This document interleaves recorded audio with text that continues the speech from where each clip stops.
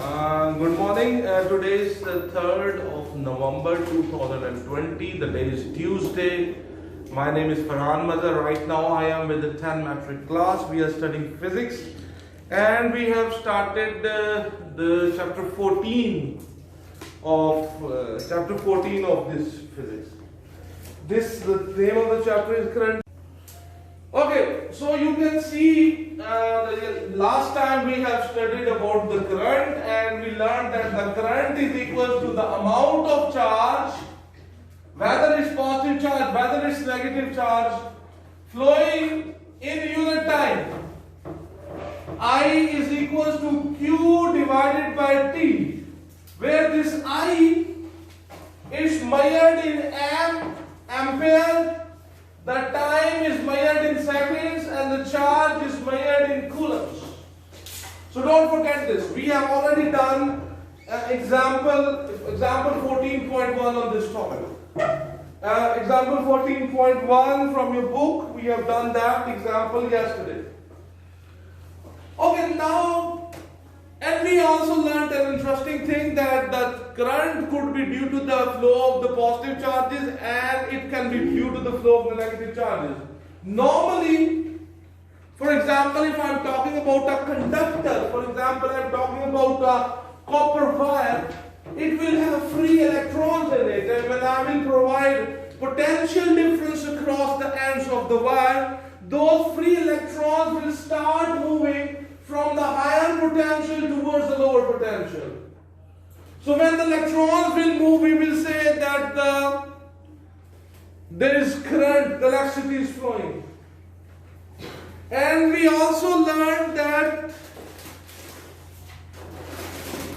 in molten state or in aqueous solutions, we can have negative charges and positive. There are positive ions and negative ions. And when you provide potential difference, they move. So the current could be due to the flow of the positive charges or it could be flow of the negative charges. That's what we did yesterday. Today we are going to learn how to measure the amount of current which is flowing through a circuit. So I use the word circuit. Circuit is simply a path which you provide for the charges to move. That's a circuit. For example, let's say if you bring a cell, suppose you bring a cell and you connect it with a switch and then you connect it with a lamp. Okay? So this switch is right now open. So when I will close this switch is open, the path of the current is not complete. So what will happen? Because in our syllabus, that is not right now in your syllabus, but that is part of physics, it has been excluded.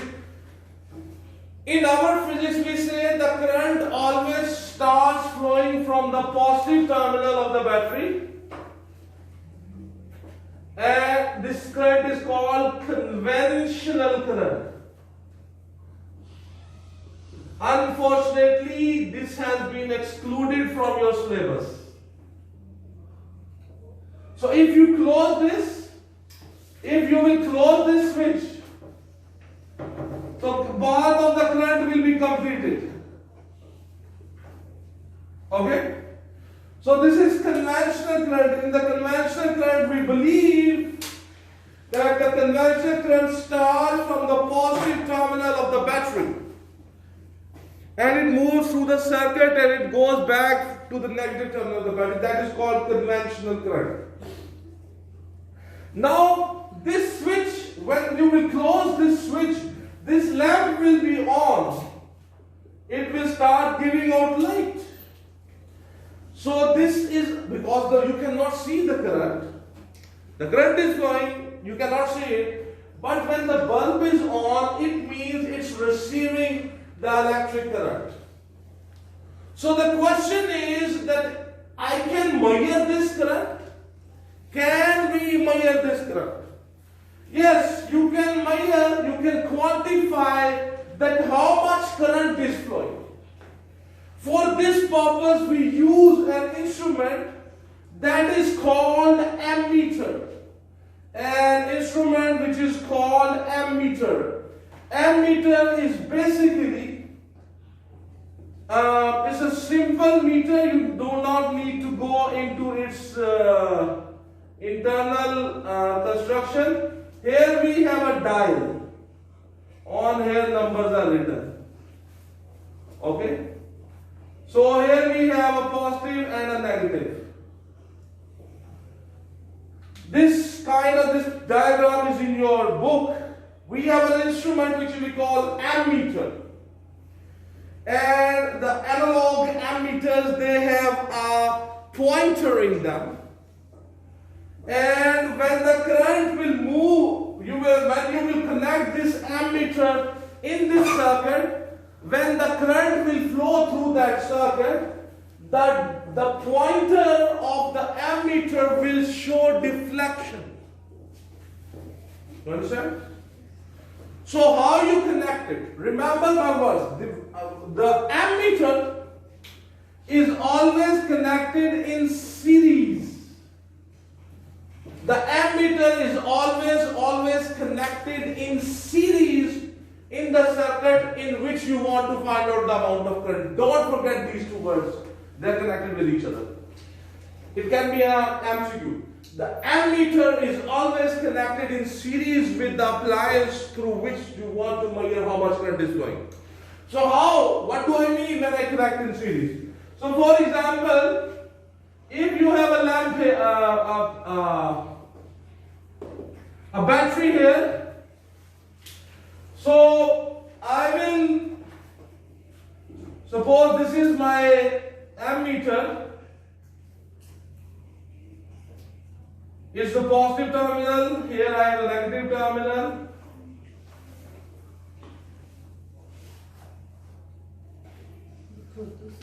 And the negative terminal, and then we have a lamp, and here we have a switch which is closed.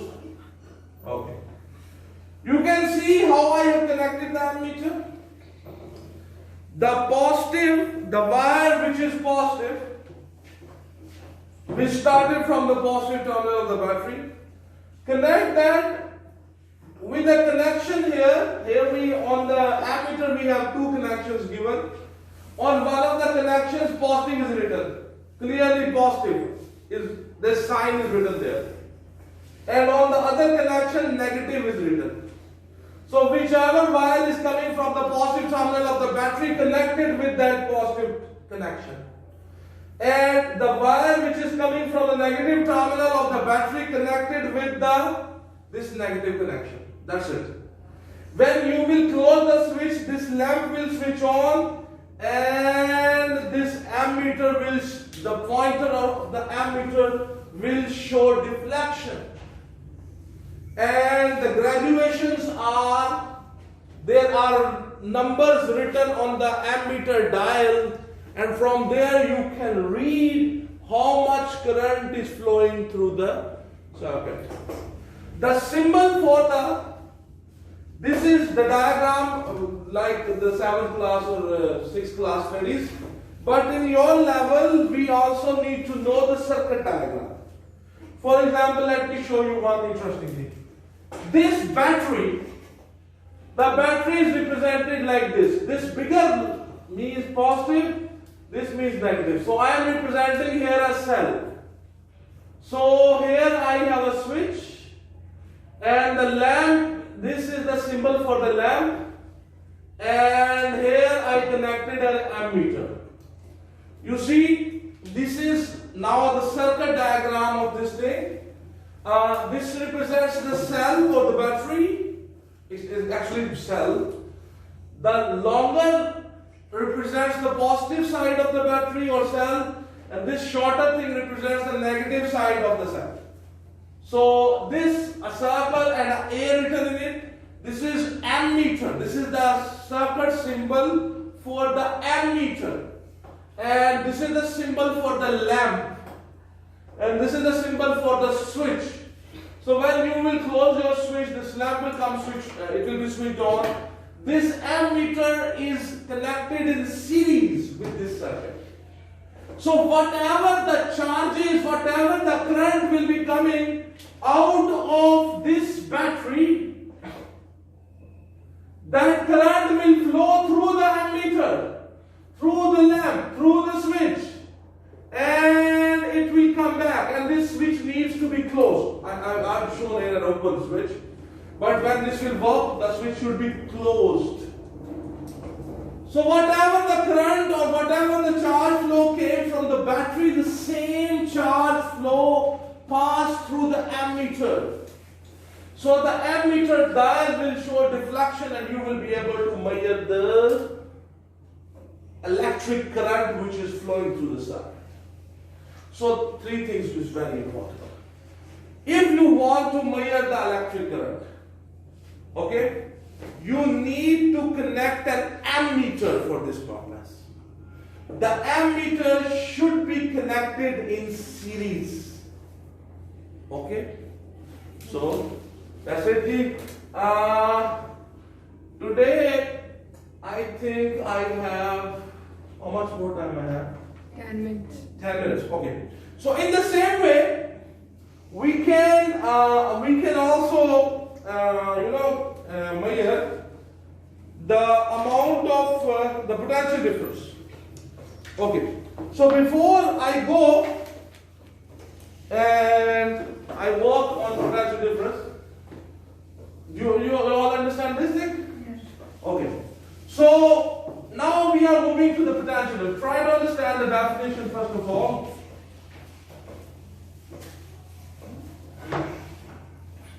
Now, the important thing is, what is this word, the famous word, potential difference. Try to understand this. The word I'm going to, or the thing which we are going to learn is potential difference. Okay? And another very important word is electromotive force. We have very short time, so I will try to explain to you. First of all, potential difference. Potential difference means, for example, if you have a circuit, for example, this is our resistance. So what's a resistance? So resistance, basically what it do, it uses the electric energy. It can convert the electric energy into heat, and the heat will go into the surrounding. So here I have a switch, and then I have a battery, and here we go. So here I am showing you a circuit. And in this circuit you can see I have connected a battery, and I have connected a switch, and with this I have connected a resistor. This is a resistor or resistance, or what it do, when you will close the switch, what will happen? The current will flow. The conventional current will flow. The conventional current starts from the positive terminal of the battery, and it will pass through that resistor, and it will come back in the negative side of the battery. This is the positive side, this is the negative side. When this current passes through this resistor, what this resistor will do, it will convert the electrical energy into heat energy. When the current flows through that resistor,